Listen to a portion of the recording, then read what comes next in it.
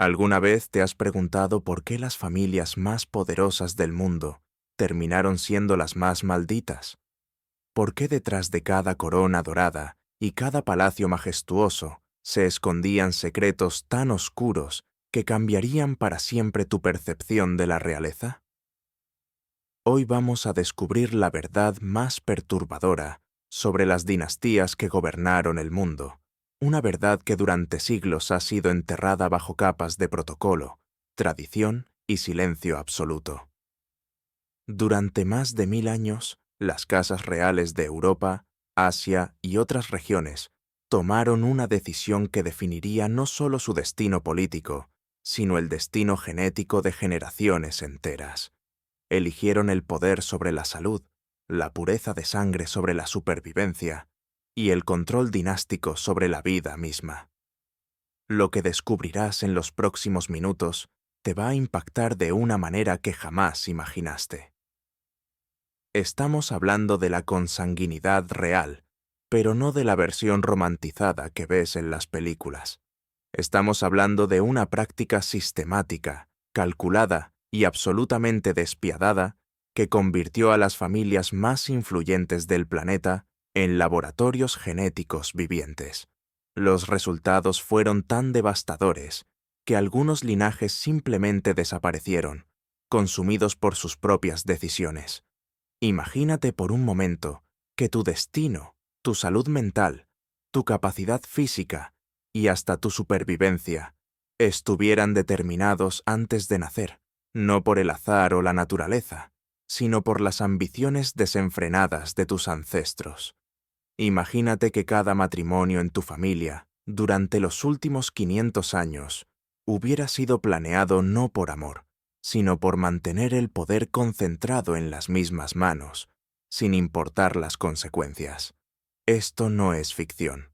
Esto es historia documentada, y las consecuencias fueron tan brutales que cuando finalmente salieron a la luz, el mundo entero se estremeció. Porque lo que vamos a explorar hoy no son solo casos aislados de matrimonios entre primos.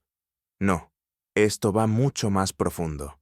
Estamos hablando de hermanos casándose con hermanas, tíos con sobrinas y árboles genealógicos tan enredados que más parecían laberintos genéticos diseñados para crear monstruos. Las dinastías que estudiaremos hoy no eran simplemente familias poderosas, eran máquinas de perpetuar linajes que funcionaban bajo una lógica implacable. Mejor mantener el poder en la familia, sin importar que esa familia se estuviera destruyendo desde adentro. Y cuando digo destruyendo, no estoy hablando metafóricamente. Estoy hablando de deformidades físicas tan severas que algunos miembros de la realeza no podían ni siquiera masticar su comida. Estoy hablando de trastornos mentales tan pronunciados que reyes y reinas perdían completamente la razón antes de cumplir 30 años. Pero aquí viene lo más perturbador de todo. Estas familias sabían exactamente lo que estaban haciendo. Tenían acceso a los mejores médicos, a los consejeros más sabios, a la información más avanzada de su época. Sin embargo, eligieron ignorar todas las señales de alarma, porque el poder político era más importante que la supervivencia biológica. La Casa de Habsburgo, por ejemplo, llevó esta práctica a niveles que desafían toda lógica humana. Durante más de 600 años, esta dinastía controló gran parte de Europa, pero el precio que pagaron fue tan alto que su propio árbol genealógico se convirtió en un círculo vicioso. Los matrimonios entre parientes cercanos se volvieron tan comunes que encontrar un miembro de la familia que no estuviera relacionado por sangre con su cónyuge era prácticamente imposible. Carlos II de España, el último de los Habsburgo españoles, es probablemente el ejemplo más documentado de lo que sucede cuando la consanguinidad se lleva al extremo absoluto. Su coeficiente de endogamia era tan alto que genéticamente hablando, era como si hubiera sido el hijo de 2 hermanos. Las consecuencias fueron devastadoras. No podía caminar hasta los 4 años. No podía hablar claramente. Sufría de convulsiones constantes y su apariencia física era tan perturbadora que los embajadores extranjeros escribían cartas describiendo su horror al conocerlo. Pero Carlos II no fue un caso aislado. Fue el producto inevitable de una estrategia dinástica que había estado funcionando durante siglos. Cada generación de Habsburgo que se casaba dentro de la familia estaba agregando una capa más de complejidad genética, una carga más pesada que sus descendientes tendrían que cargar.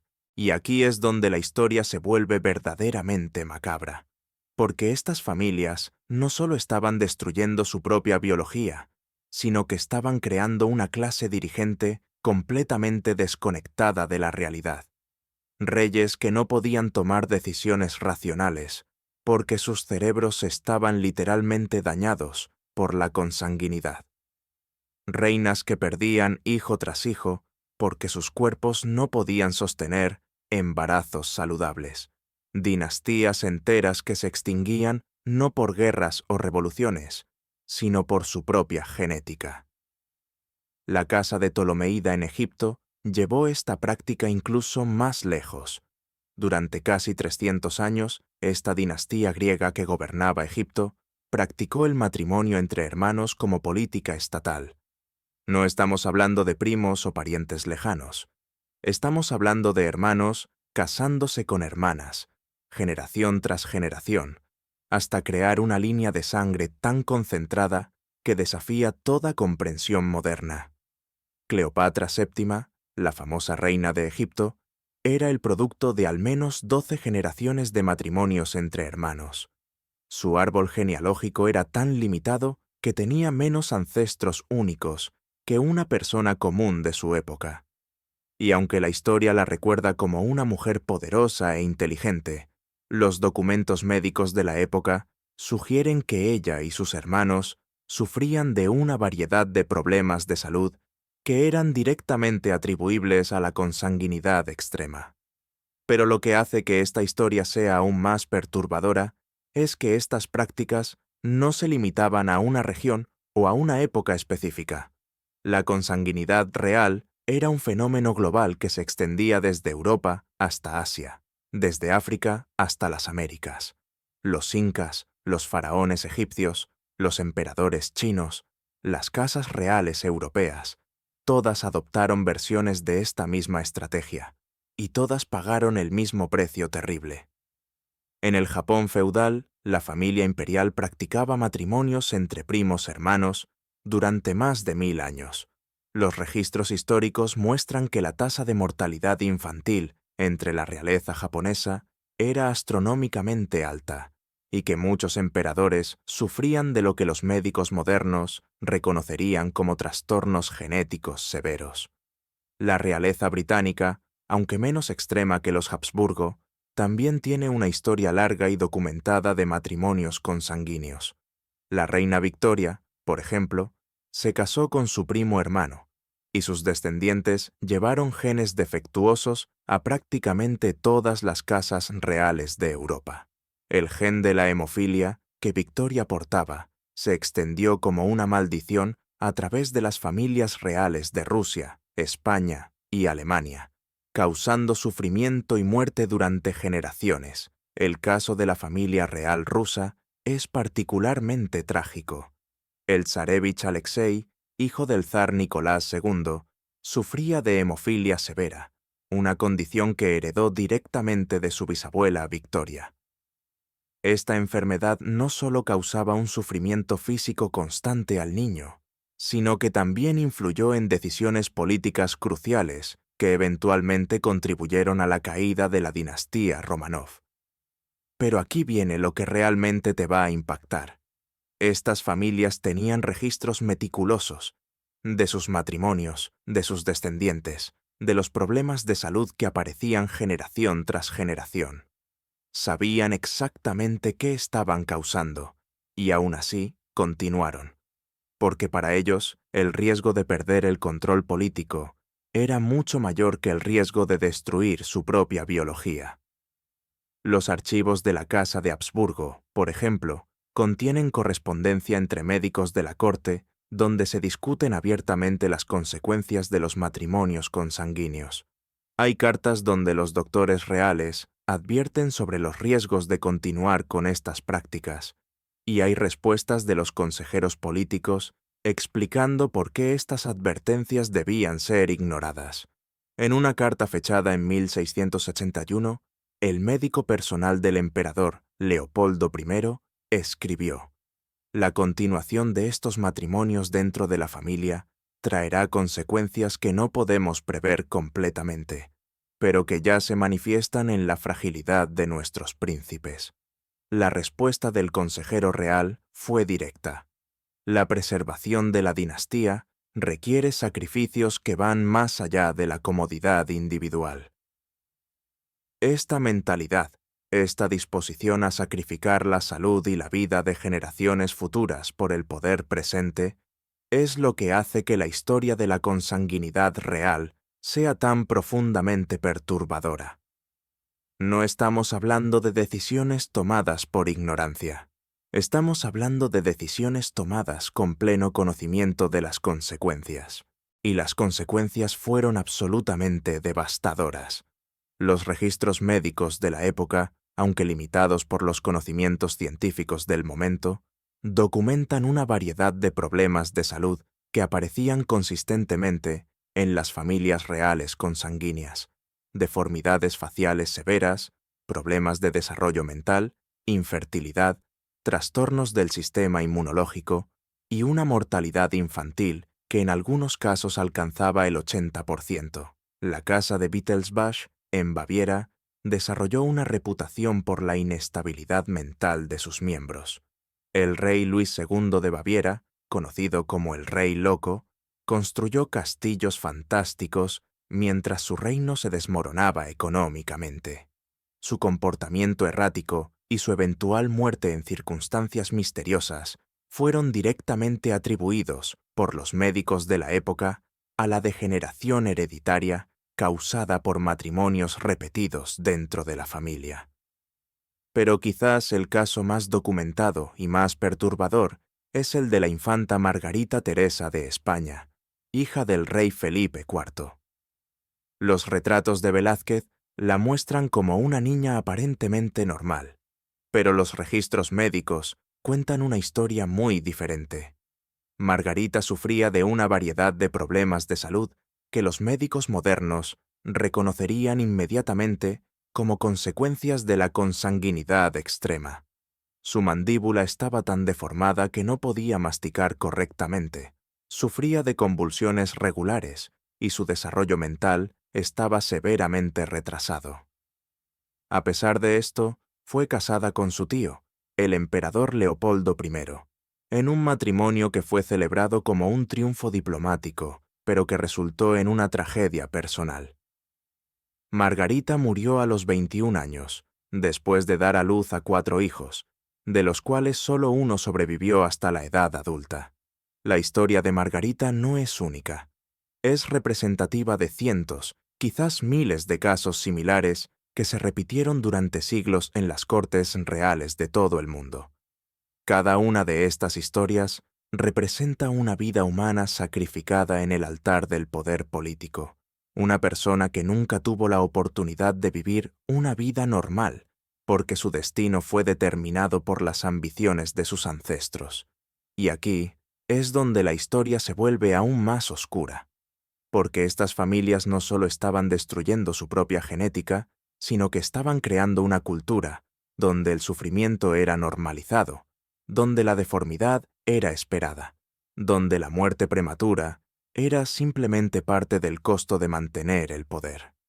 Los registros de la corte española del siglo XVII contienen descripciones que son difíciles de leer incluso hoy. Descripciones de príncipes que no podían caminar, de princesas que no podían hablar, de herederos que morían en agonía antes de cumplir 10 años. Lo más escalofriante de todo esto es que las familias reales no eran ignorantes de lo que estaban haciendo. Tenían médicos, tenían registros genealógicos, tenían evidencia clara de lo que sucedía cuando los parientes se casaban entre sí. Pero continuaron haciéndolo de todas formas. Tomemos por ejemplo a los Habsburgo españoles. Carlos II, El último de su linaje no fue una sorpresa. Su familia había estado viendo las consecuencias de la consanguinidad durante generaciones. Niños que nacían con deformidades, otros que morían en la infancia, problemas de salud que se repetían una y otra vez. Los médicos de la corte habían documentado estos patrones, habían advertido sobre los riesgos, pero la obsesión por mantener la pureza de sangre era más fuerte que cualquier preocupación por la salud. La situación llegó a ser tan extrema que algunos nobles empezaron a crear mapas genealógicos detallados, no para evitar la consanguinidad, sino para calcular exactamente cuánta podían permitirse sin que fuera demasiado obvia. Era una ciencia perversa, una matemática de la degeneración genética aplicada con precisión quirúrgica. Pero aquí viene lo que realmente te va a impactar. Esto no se limitaba a una sola región o cultura. Era un fenómeno global. Mientras los Habsburgos se autodestruían en Europa, los Ptolemaicos habían estado haciendo exactamente lo mismo en Egipto 1000 años antes. En el otro lado del mundo, las familias reales de Hawái practicaban matrimonios entre hermanos para mantener su línea sagrada. Los incas en Sudamérica tenían tradiciones similares. Era como si la humanidad hubiera desarrollado la misma obsesión destructiva en lugares completamente separados. Y la ironía es devastadora. Estas familias creían que estaban preservando algo puro, algo especial, algo divino, pero en realidad estaban creando su propia destrucción. Cada generación se volvía más débil, más enferma, más propensa a problemas mentales y físicos. Lo que pensaban que era su mayor fortaleza se convirtió en su mayor debilidad. Considera a la familia real británica. Incluso en tiempos más recientes, la reina Isabel II y el príncipe Felipe eran primos terceros. Sus hijos, incluyendo al actual rey Carlos III, llevan en su ADN las consecuencias de siglos de matrimonios cuidadosamente planificados entre parientes. Y aunque los efectos no son tan extremos como los de Carlos II de España, los patrones siguen ahí, escritos en su código genético como una firma invisible de sus ancestros. La documentación que tenemos de estas prácticas es absolutamente chocante. Los archivos reales están llenos de correspondencia donde los padres discuten abiertamente cuáles de sus hijos son lo suficientemente normales para casarse y reproducirse, y cuáles deben ser mantenidos en secreto. Hay cartas donde los médicos reales describen en detalle las deformidades de los recién nacidos, las enfermedades mentales que se manifestaban en la adolescencia, los problemas de fertilidad que plagaban a las mujeres de estas familias. Lo que es aún más perturbador es que desarrollaron sistemas para ocultar estos problemas. Los retratos oficiales eran cuidadosamente manipulados para esconder deformidades. Los cronistas reales recibían instrucciones específicas sobre qué mencionar y qué omitir en sus relatos. Incluso los matrimonios se planificaban no solo por razones políticas, sino también para tratar de corregir problemas genéticos introduciendo sangre ligeramente menos contaminada. Pero tal vez lo más escalofriante de todo es que sabían exactamente lo que estaban haciendo a sus propios hijos. Hay registros de madres que lloraban en privado porque sabían que sus bebés nacerían con problemas. Hay cartas de padres que expresaban culpa y desesperación por perpetuar estos patrones. Sin embargo, la presión social, política y cultural era tan intensa que continuaron haciéndolo generación tras generación. La consanguinidad real no era solo una práctica médica desastrosa, era un sistema de tortura generacional autoimpuesto. Era la demostración más clara de cómo el poder absoluto puede corromper incluso los instintos más básicos de supervivencia y protección familiar. Estas familias literalmente sacrificaron la salud y la vida de sus propios hijos en el altar de la ambición política. Y las consecuencias no se limitaban a los individuos. Reinos enteros colapsaron porque sus líderes eran física o mentalmente incapaces de gobernar. Guerras se perdieron porque los generales reales no podían pensar con claridad. Dinastías milenarias se extinguieron porque ya no podían producir herederos viables. La consanguinidad real no solo destruyó vidas individuales, destruyó civilizaciones enteras. Lo que hace que esta historia sea aún más impactante es que los efectos de estas prácticas se pueden rastrear hasta el día de hoy.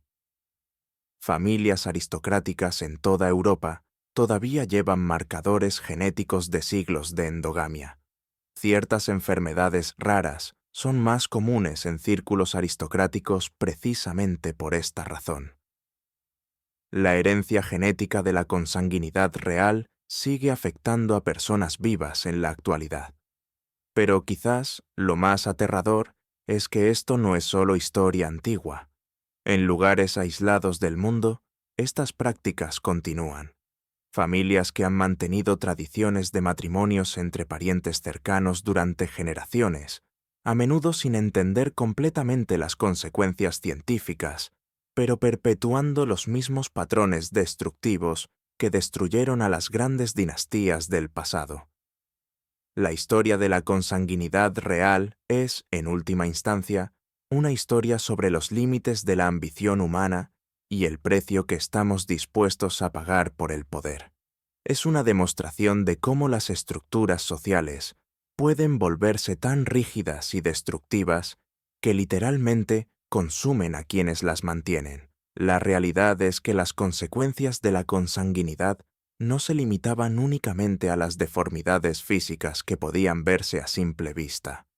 Los efectos más devastadores eran aquellos que se desarrollaban lentamente, carcomiendo desde adentro las mentes y los cuerpos de estos descendientes reales, creando un sufrimiento que se extendía a lo largo de décadas enteras.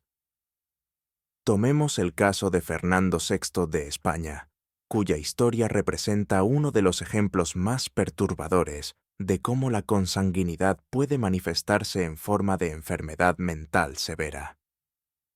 Nacido en 1713, Fernando era el producto de generaciones de matrimonios entre tíos y sobrinas, primos, hermanos y uniones aún más cercanas. Su árbol genealógico se había convertido en una red tan enmarañada que algunos de sus ancestros aparecían múltiples veces en diferentes ramas familiares. Durante sus primeros años de reinado, Fernando mostró signos prometedores de liderazgo. Sin embargo, a medida que avanzaba la década de 1750, comenzaron a manifestarse síntomas alarmantes. Primero fueron episodios de melancolía profunda que duraban semanas enteras. Luego vinieron las alucinaciones, los delirios de persecución y finalmente un estado de demencia tan severo que fue declarado incapaz de gobernar. Los médicos de la corte, desconcertados por la rapidez del deterioro mental del rey, comenzaron a documentar meticulosamente sus síntomas. Hablaban de vapores malignos que parecían atacar su cerebro, de humores corrompidos que alteraban su comportamiento. Lo que no sabían era que estaban presenciando los efectos acumulativos de siglos de empobrecimiento genético. Fernando pasó sus últimos años en un estado de completa desconexión de la realidad. Según los registros de la época, el rey creía que estaba siendo perseguido por demonios invisibles. Se negaba a comer durante días enteros y en ocasiones no reconocía ni siquiera a su propia esposa. Su muerte en 1759 fue casi un alivio para una corte que había presenciado la lenta desintegración de su monarca. Pero Fernando no era un caso aislado. A lo largo de Europa, las familias reales enfrentaban crisis similares. En Portugal, la reina María I, conocida como María la Loca, experimentó un colapso mental tan severo que tuvo que ser recluida en sus aposentos privados. Sus gritos y lamentos podían escucharse a través de los pasillos del palacio durante las noches, creando una atmósfera de terror entre los cortesanos. María había sido forzada a casarse con su propio tío, Pedro III, en una unión que consolidaba el poder dinástico, pero que también concentraba peligrosamente los genes defectuosos que habían estado acumulándose en la familia real portuguesa durante generaciones. De sus 6 hijos, solo 2 sobrevivieron hasta la edad adulta, y ambos mostraron signos de inestabilidad mental.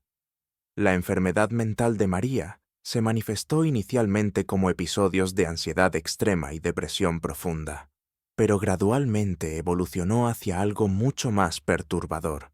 Comenzó a experimentar visiones terroríficas, creyendo que estaba siendo castigada por Dios por los pecados de su dinastía.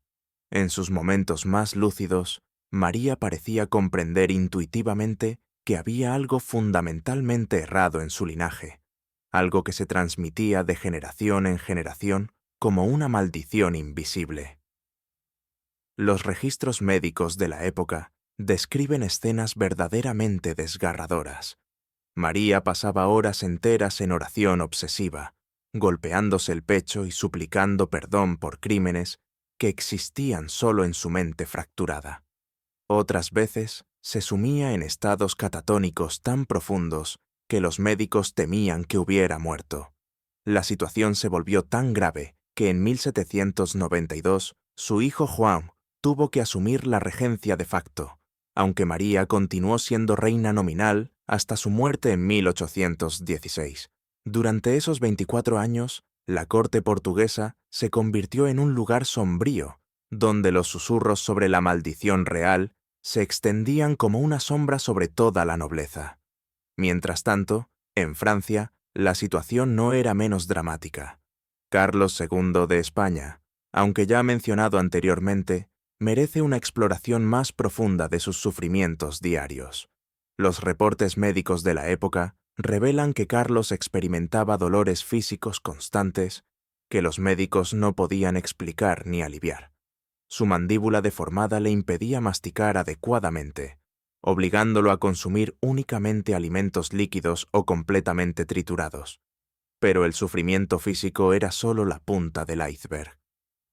Carlos también padecía episodios de lo que los médicos modernos reconocerían como convulsiones epilépticas, probablemente resultado de las múltiples anomalías genéticas que afectaban su sistema nervioso. Estos episodios eran tan severos que a menudo perdía el conocimiento durante horas, despertando en un estado de confusión total. La correspondencia privada de los médicos reales, conservada en los archivos españoles, revela la desesperación de quienes intentaban tratar a Carlos.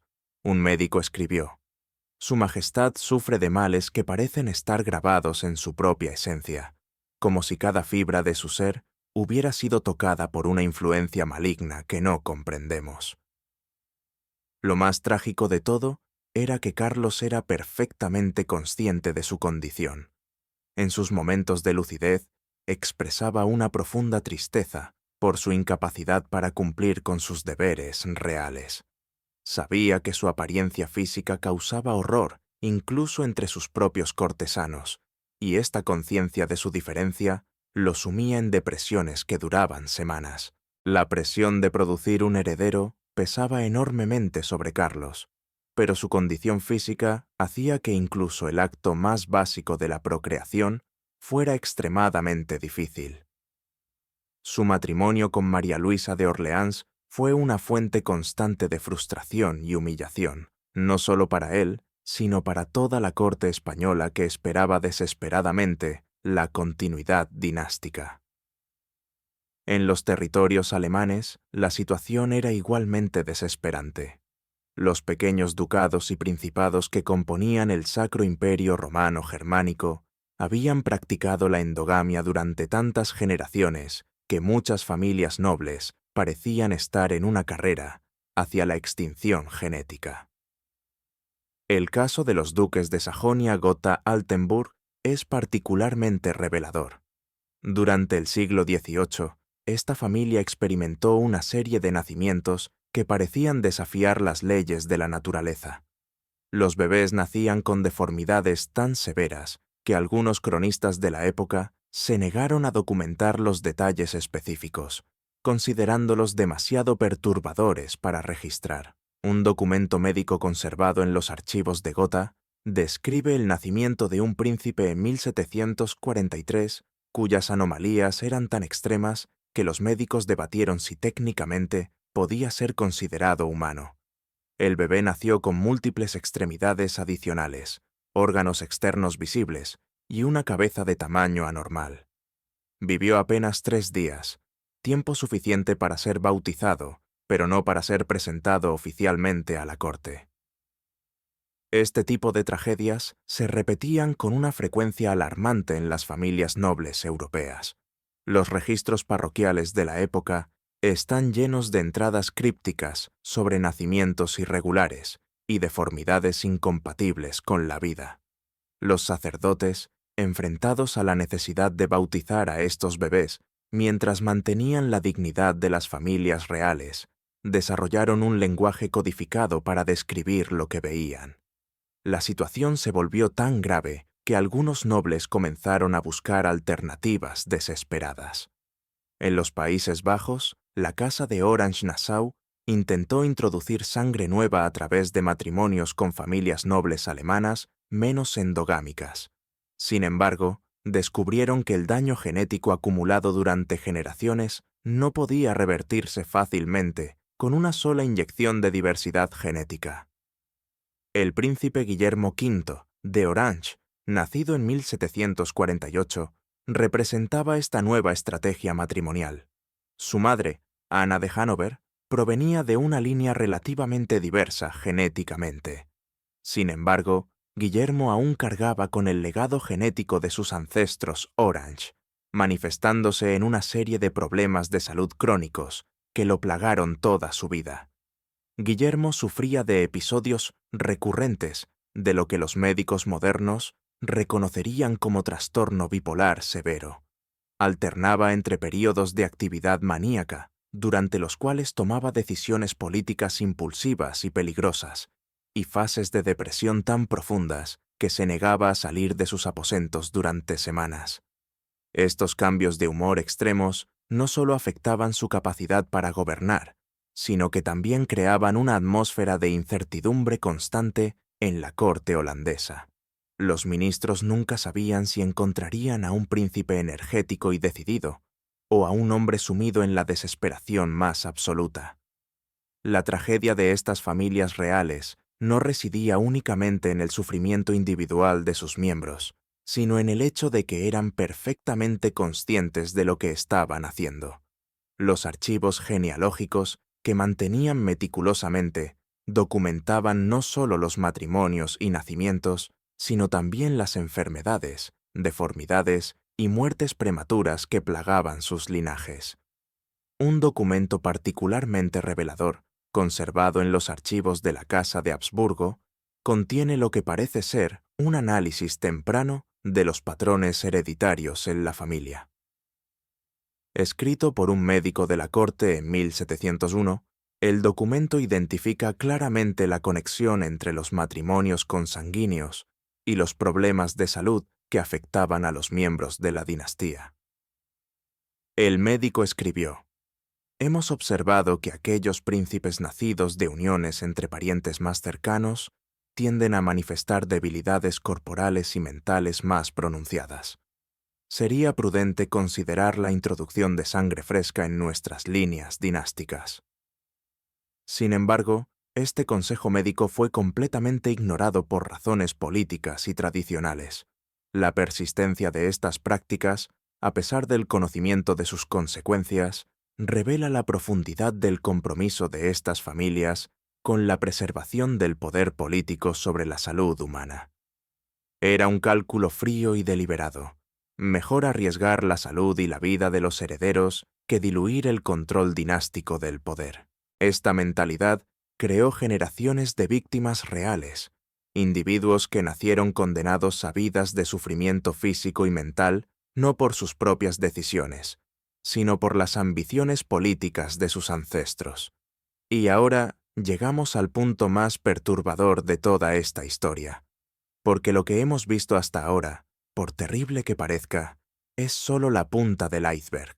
La verdad es que estas familias sabían exactamente lo que estaban haciendo y las consecuencias que traería, pero continuaron de todas formas, y las razones por las que persistieron van mucho más allá de la simple tradición. Durante siglos, los médicos de la corte guardaron registros detallados de lo que realmente sucedía en estas familias, documentos que permanecieron ocultos durante generaciones, sellados en archivos reales que solo ahora comienzan a ver la luz. Estos registros revelan algo escalofriante.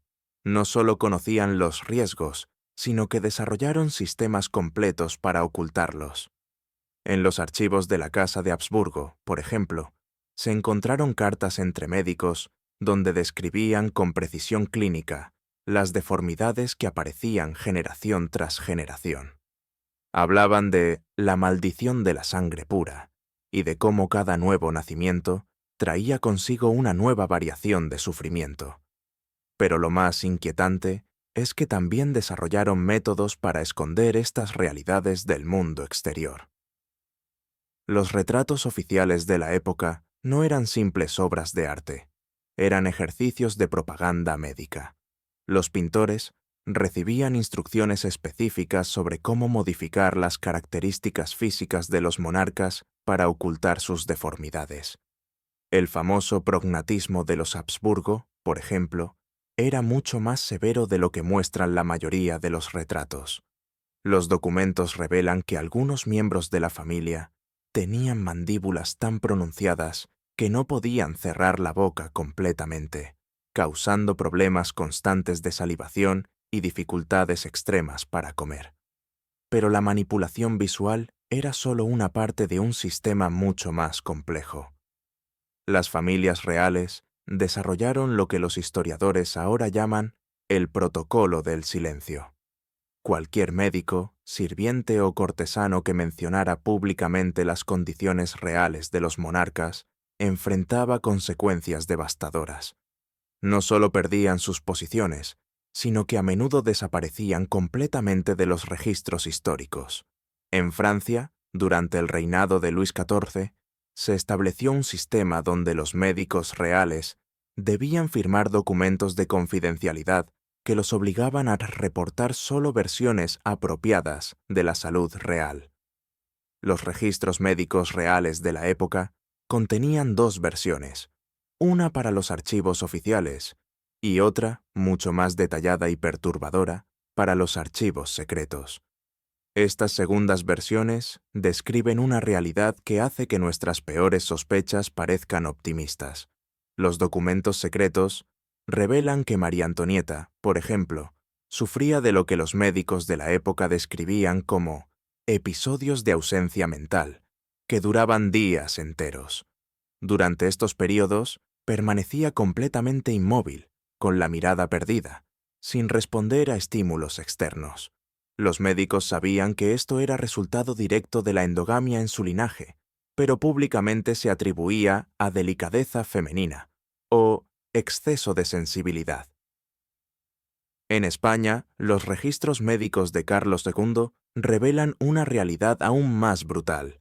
No solo sufría de las deformidades físicas que hemos mencionado, sino que también experimentaba lo que los médicos describían como convulsiones demoníacas.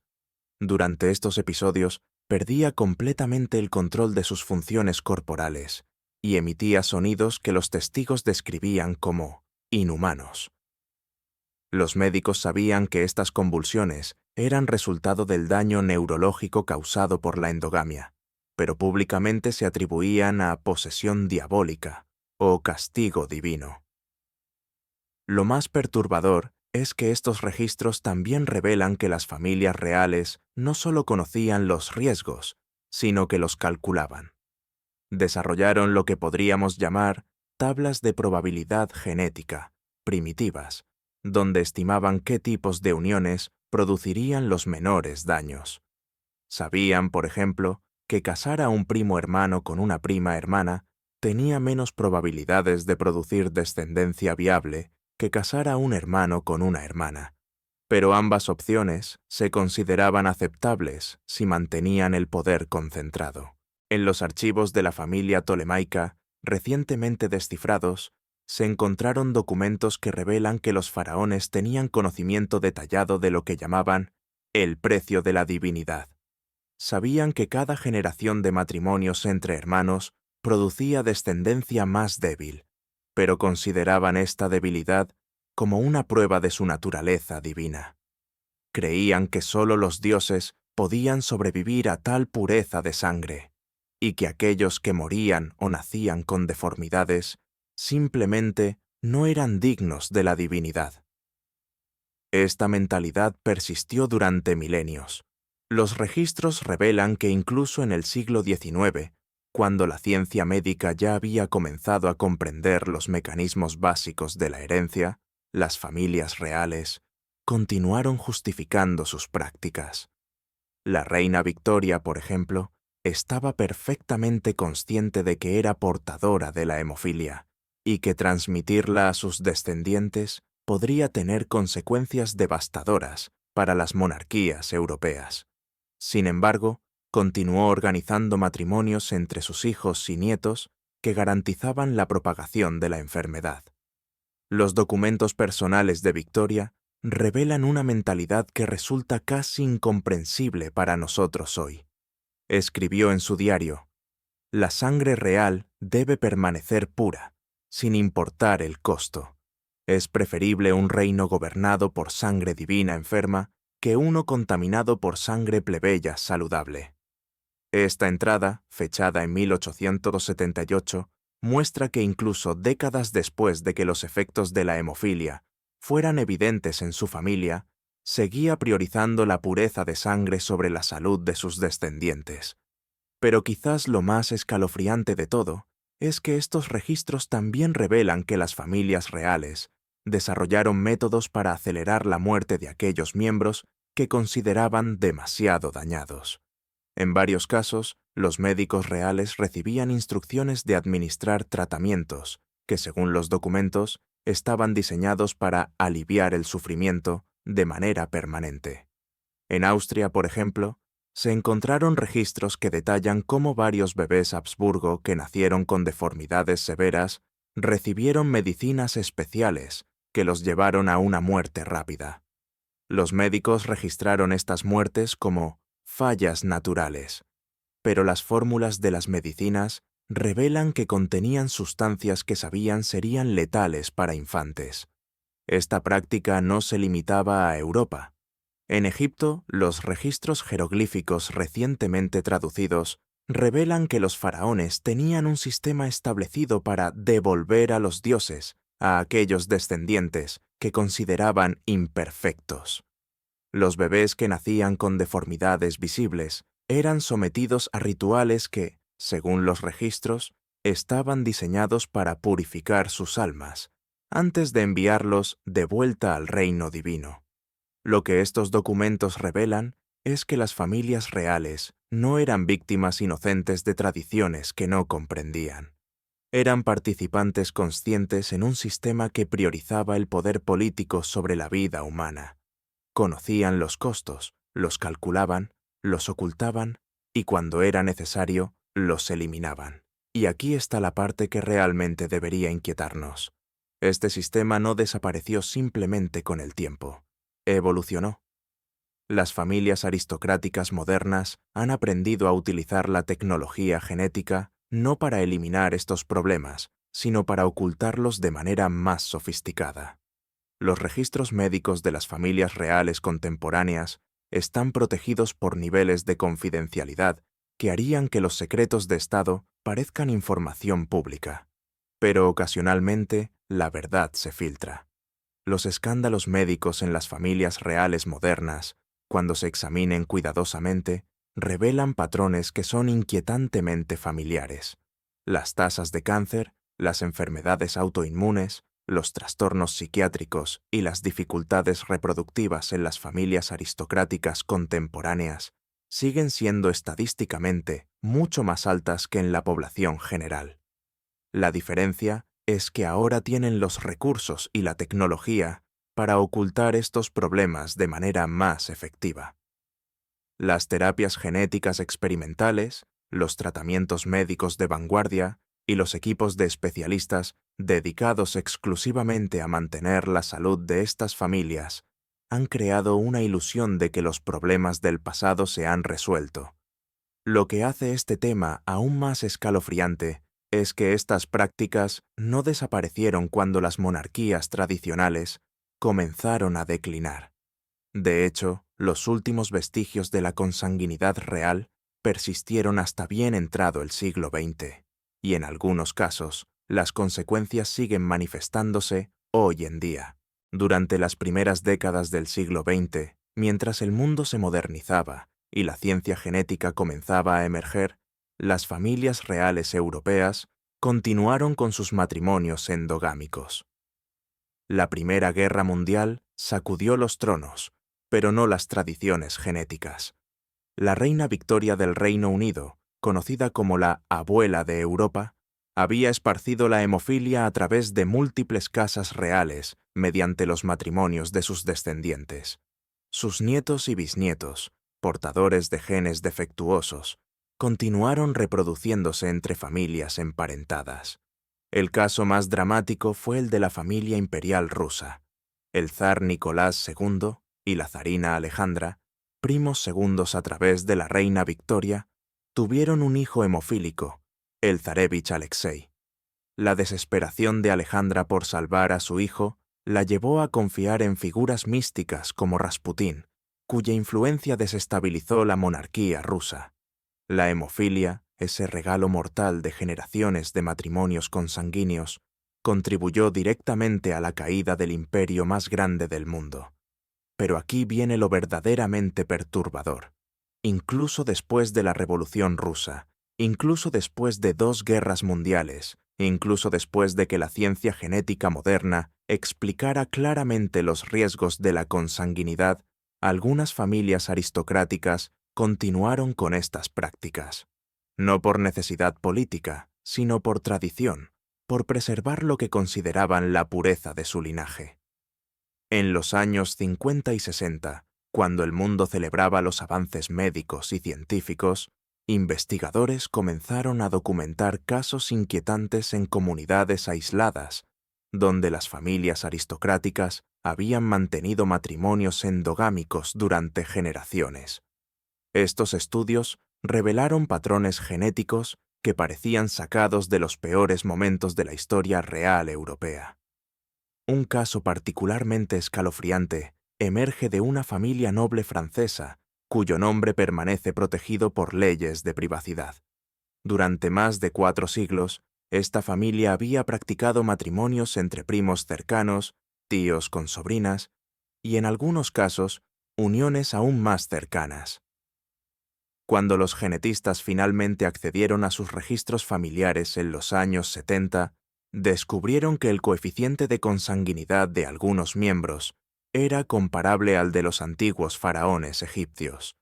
Los miembros de esta familia moderna sufrían de una variedad de condiciones genéticas devastadoras: epilepsia severa, deformidades esqueléticas, trastornos neurológicos progresivos y una tasa de mortalidad infantil que superaba el 60%.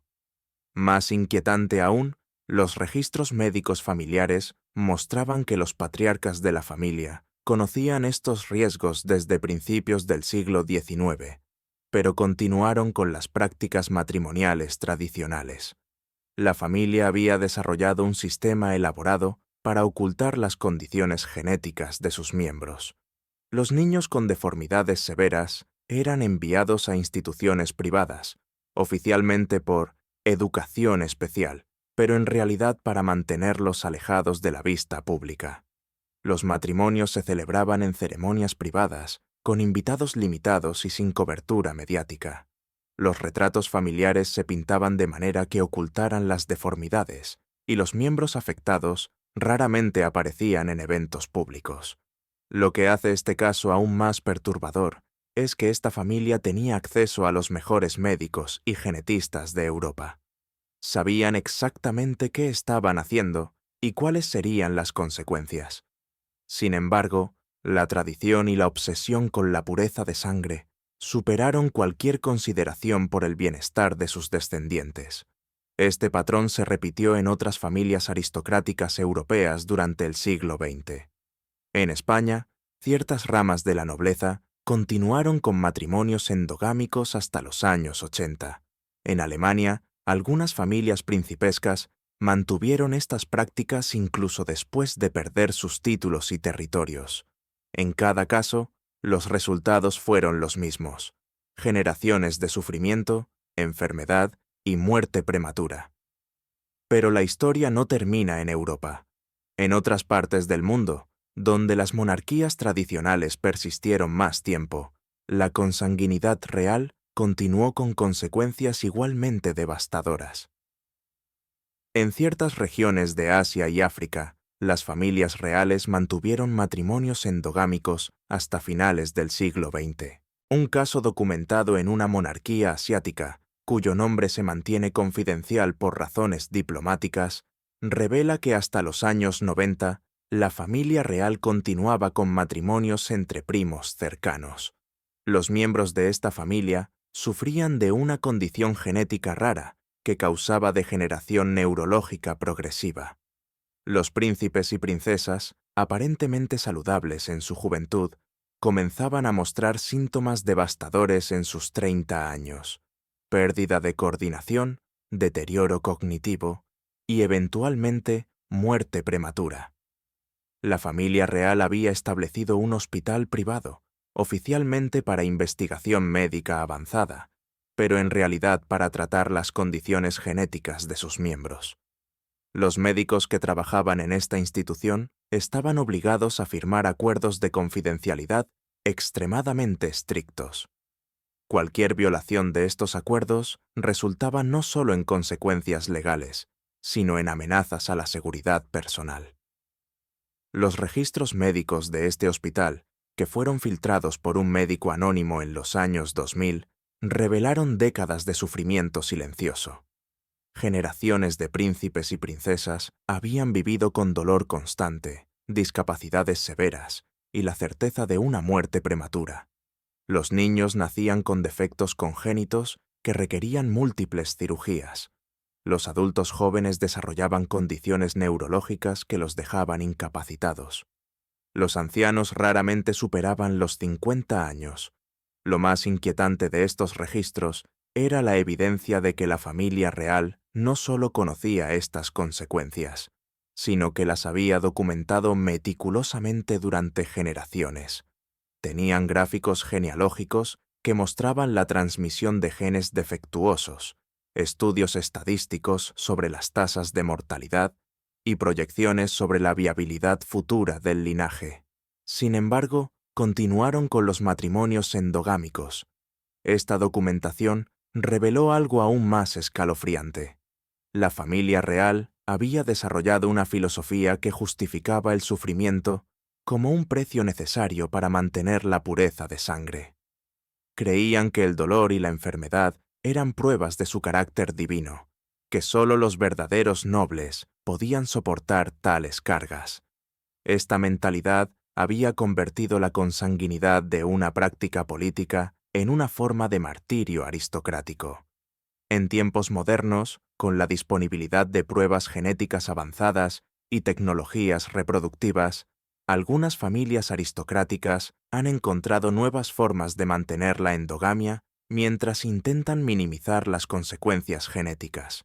Utilizan diagnósticos prenatales para detectar condiciones genéticas graves, a menudo terminando embarazos cuando se detectan anomalías severas. Emplean técnicas de fertilización in vitro para seleccionar embriones con perfiles genéticos más favorables. Pero incluso estas tecnologías modernas no pueden eliminar completamente los riesgos de la consanguinidad. Los genetistas han descubierto que la endogamia prolongada crea lo que llaman carga genética acumulativa, una acumulación de mutaciones dañinas que no se pueden eliminar simplemente evitando los defectos más obvios. Esta carga se manifiesta en formas más sutiles: sistemas inmunológicos debilitados, susceptibilidad a enfermedades, problemas de fertilidad y una variedad de condiciones que pueden no ser inmediatamente aparentes. Un estudio reciente realizado por genetistas europeos, publicado de manera anónima para proteger la privacidad de las familias involucradas, analizó el ADN de miembros de varias casas nobles europeas. Los resultados fueron alarmantes. Incluso las familias que habían abandonado la consanguinidad durante las últimas 2 o 3 generaciones mostraban evidencia de daño genético significativo. Sus sistemas inmunológicos eran más débiles que los de la población general, tenían tasas más altas de cáncer y enfermedades autoinmunes, y mostraban signos de envejecimiento acelerado.